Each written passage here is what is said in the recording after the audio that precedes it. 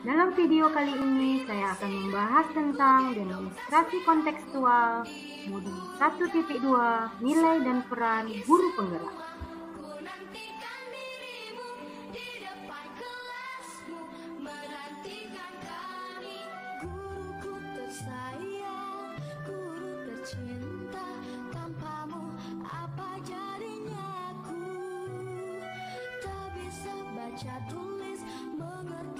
Assalamualaikum Bu Hartati, mohon maaf Bu ganggu waktunya. Waalaikumsalam Bu Darmi, tidak apa-apa Bu, silakan Bu, santai saja Bu. Ibu Hartati, bagaimana nih kabar hari ini? Alhamdulillah Bu, sehat. Bu Darmi sendiri gimana kabarnya hari ini? Alhamdulillah Bu Tati, saya juga sehat. Iya ya Bu ya, sudah lama ya Bu ya kita tidak ngobrol berbincang seperti hari ini. Kira-kira hari ini apakah ada yang bisa saya bantu Bu? Iya Bu Hartati, jadi gini, kedatangan saya ke sini Bu, ingin sharing-sharing kepada Ibu Hartati. Ada permasalahan terkait satu peserta didik saya di kelas Bu Hartati, yang mana nanti saya minta saran pemecahannya begitu Bu. Oh begitu, baik Bu Sudarmi, silahkan. Bu Sudarmi ceritakan saja apa permasalahan yang Bu Darmi hadapi.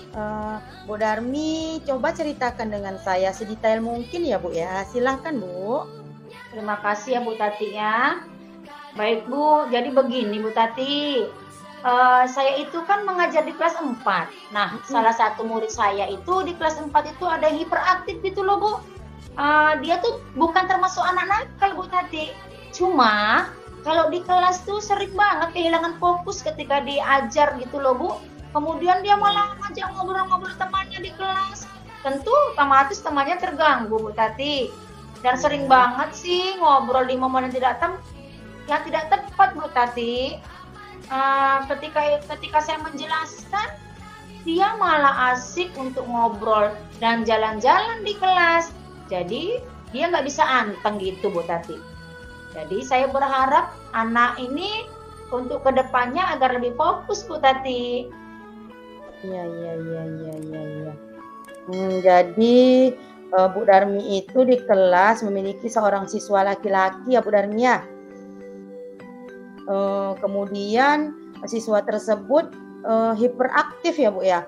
Dia suka sukanya berjalan ke sana ke sini. Kemudian anaknya juga sering hilang fokus saat belajar, juga sering mengajak teman-temannya mengobrol. Jadi secara otomatis anak tersebut juga mengganggu teman-temannya lain. Jadi benarkah seperti itu Bu? Iya betul kali loh Bu Tati, betul sekali, tepat kali Bu. Sekarang Bu, kira-kira apa harapan Bu Darmi ketika Bu Darmi nanti selesai melakukan sesi coaching dengan saya hari ini? Apa yang menjadi harapan Bu Darmi? Silahkan Bu Darmi tolong coba jelaskan. Jadi Bu Hartati, saya sangat berharap sekali dari sesi coaching dengan Bu Hartati ini selesai nantinya saya bisa menemukan solusi untuk menyelesaikan permasalahan terhadap murid saya ini Bu Tati. Jadi saya ingin dia fokus, kemudian tidak mengganggu temannya, begitu Bu. Karena tujuan saya ini untuk membantu dia Bu Tati. Iya, Masya Allah. Luar biasa harapan Bu Darmi ya. Tentu saja Bu Darmi ingin membantu siswa tersebut memperoleh solusi terkait apa yang dilakukannya. Kemudian Ibu juga ingin membantu murid tersebut supaya fokus lebih baik lagi, kemudian kesadaran dirinya meningkat, kemudian bisa mengelola dirinya dengan baik. Kira-kira Bu Darmi fokus yang baik, kesadaran diri dan manajemen diri yang baik itu idealnya menurut Bu Darmi seperti apa ya Bu? Jadi Bu Tati, menurut saya murid yang memiliki kesadaran diri yang baik itu dia paham betul posisi dia saat itu. Jadi dia sadar seharusnya apa yang harus dilakukan, apa yang tidak boleh dilakukan pada saat itu. Menurut saya itu Bu. Salah satu lagi Bu indikatornya adalah dia fokus untuk melakukan sesuatu yang ada di hadapan dia gitu. Jadi mindfulness begitu dalam mengikuti pembelajaran Bu. Itu menurut saya Bu. Iya luar biasa ya Bu Darmi ini. Sangat luar biasa. Jadi Bu Darmi ini ingin membantu muridnya. Kemudian Ibu juga mengatakan hal tersebut. Saya setuju sekali Bu dengan pandangan Bu Darmi terkait kondisi ideal murid Bu Darmi yang Bu Darmi harapkan, yaitu dengan memfokuskan diri dengan lebih baik, memiliki kesadaran diri yang baik, memiliki manajemen diri yang baik juga. Nah, sekarang Bu Darmi, saya ingin bertanya Bu Darmi, apa saja yang sudah Bu Darmi lakukan untuk mengatasi hal tersebut, Bu? Jadi Bu, selama ini saya sudah melakukan loh Bu dengan cara ini Bu. Ketika dia melakukan hal-hal yang di luar itu, yang tidak seharusnya itu Bu, saya ingatkan. Kemudian saya nasihati, saya jelaskan, bahkan saya berkata kepada dia, jangan mengganggu teman, nak. Mengganggu teman itu tidak baik loh, nak. Bahkan saya berkata, menasihati dengan kata-kata yang positif lainnya, Bu. Seharusnya itu tidak boleh, nak. Kemudian Bu, di hari lain ketika saya ada pertemuan di kelasnya, pada waktu itu saya kasih nasihat Bu, dia jawab iya Bu, tapi diulangi lagi Bu ketika di pertemuan selanjutnya. Nah, padahal Bu kelasnya juga sudah memberi kepercayaan saat itu memilih dia menjadi ketua kelas loh Bu. Tujuannya memberi tanggung jawab kepercayaan untuk jadi ketua kelas itu Bu, supaya dia dapat mengerem hal-hal yang tidak baik Bu. Nah, ternyata belum signifikan Bu hasilnya, dampaknya belum terlihat signifikan begitu Bu Tati, sehingga saya jadi bingung Bu Tati. Begitu Darmi. Baik Bu Darmi, sebelumnya langkah-langkah yang telah Bu Darmi lakukan, mulai dari menasehati, mulai dari mengingatkan, menegur, bahkan Ibu sudah sampai memberikan kepercayaan. Sebetulnya sudah sangat baik Bu apa yang Ibu lakukan, tapi ternyata dampaknya belum signifikan ya Bu. Berarti Bu Darmi, ada suatu hal lain yang perlu Ibu lakukan, benar tidak Bu? Iya Bu, seperti itu. Seperti itulah Bu kayaknya Bu. Jadi apa saya mengintegrasikan pembelajaran sosial emosional di pelajaran saya ya Bu ya? Kira-kira hal itu bisa nggak ya Bu? Bisa Bu, luar biasa ide Ibu. Menurut saya itu memang benar, apa yang Ibu pikirkan sangat tepat. Nah, sekarang menurut Bu Darmi, seberapa pentingkah pembelajaran sosial emosional tersebut dalam pembelajaran yang Ibu terapkan di kelas Ibu? Menurut saya kan Bu Tati, sangat penting sekali lah Bu Tati. Saya sebagai guru mapel, terutama guru agama Islam, barangkali perlu mengintegrasikan supaya anak itu memiliki kesadaran diri gitu Bu Tati. Yang tadinya saya harapkan agar dia paham posisinya, biar bisa menempatkan dirinya di tempat dan momen yang tepat, begitu Bu Tati. Ya.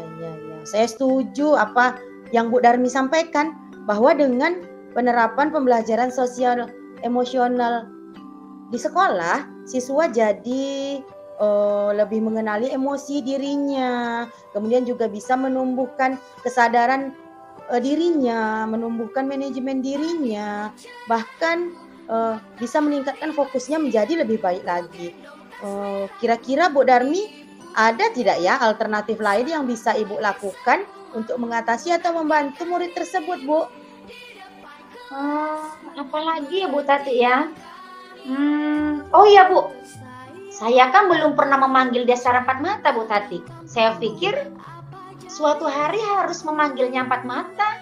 Kemudian saya terapkan segitiga restitusi. Begitu kepikiran saya melakukan hal itu Bu. Luar biasa ya Bu Darmi idenya. Sangat luar biasa. Jadi Bu Darmi nanti akan melaksanakan segitiga restitusi ya Bu ya.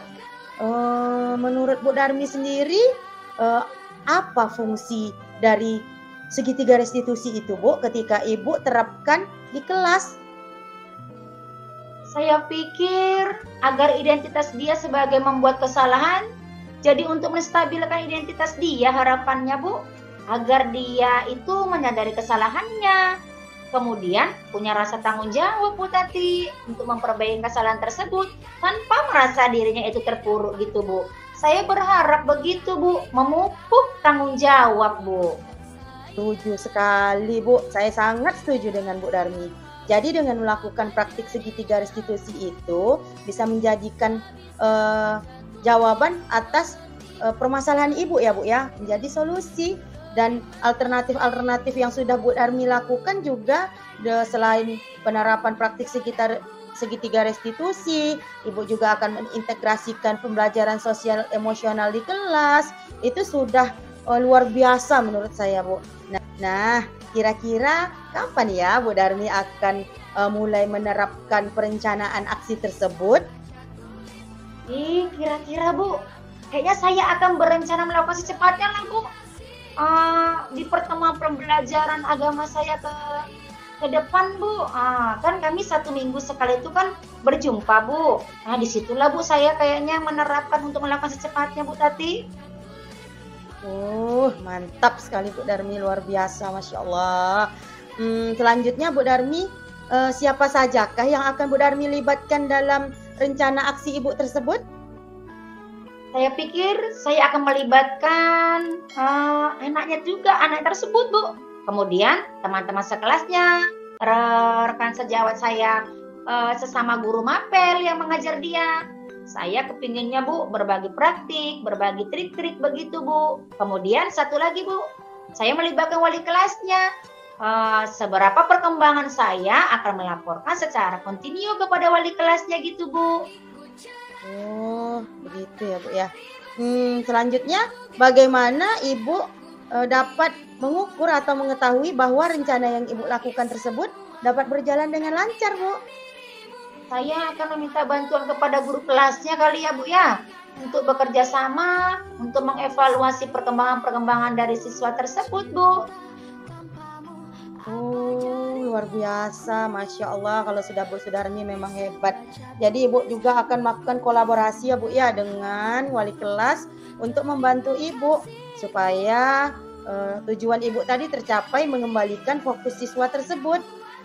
Selanjutnya, Bu, kira-kira Bu Darmi sudah menemukan ide segar untuk mengatasi permasalahan siswa Ibu tersebutkah? Iya, Bu Tati, saya sudah mendapatkan ide-ide baru untuk menyelesaikan permasalahan anak murid saya, Bu Tati. Sepertinya saya akan mengintegrasikan pembelajaran sosial emosional dan pembelajaran saya, Bu Tati. Dan saya juga akan melakukan segitiga restitusi, sehingga dapat membantu anak murid saya menjadi lebih fokus dalam belajar, memiliki kesadaran diri yang baik dan manajemen yang baik, Bu Tati. Luar biasa, Bu Darmi. Saya setuju, Bu. Bahkan saya juga mendukung rencana Bu Darmi. Saya juga doakan semoga rencana aksi Bu Darmi ini dapat berjalan dengan lancar. Tetap semangat, Bu. Tetap optimis. Jangan ragu untuk maju ke depan. Nanti setelah pertemuan ini, saya harapkan 1 minggu lagi kita atur jadwal ya, Bu ya, untuk melaksanakan coaching kedua bersama saya ya, Bu. Saya juga sudah tidak sabar lah, Bu, untuk mendengarkan bagaimana proses dan hasil dari rencana aksi yang Bu Darmi lakukan. Sekarang saya ingin bertanya lagi, Bu. Bagaimana perasaan Bu Sudarmi setelah melakukan coaching pada saat ini? Alhamdulillah, Bu, sangat lega sekali, Bu. Ya, alhamdulillah ya, Bu ya. Saya juga sangat lega Bu Darmi sudah menemukan solusi Bu Darmi dari pemikiran Bu Darmi sendiri. Selanjutnya, Bu, apakah ada yang ingin Bu Darmi diskusikan kembali dengan saya, Bu? Tidak ada, Bu Tati, sepertinya sudah cukup. Cukup sekali, Bu. Ini kalau gitu, Bu, saya mohon pamit dulu ya, Bu ya. Saya berterima kasih loh, Bu, atas sesi coaching ini. Saya jadi punya gambaran untuk apa yang harus saya lakukan, begitu, Bu. Iya, sama-sama Bu Darmi. Selanjutnya Bu Darmi juga jangan sungkan-sungkan ya. Jika kedepannya ada yang ingin Bu Darmi diskusikan kepada saya, jangan sungkan-sungkan. Hubungi saja, ceritakan ke saya ya Bu Darmi ya. Iya, Bu, oke, siap. Terima kasih, Bu Tati. Kalau begitu saya pamit undur diri ya, Bu. Sama-sama Bu Darmi. Saya juga mohon maaf kalau ada salah ya, Bu. Ya, Bu. Assalamualaikum, Bu. Waalaikumsalam warahmatullahi wabarakatuh.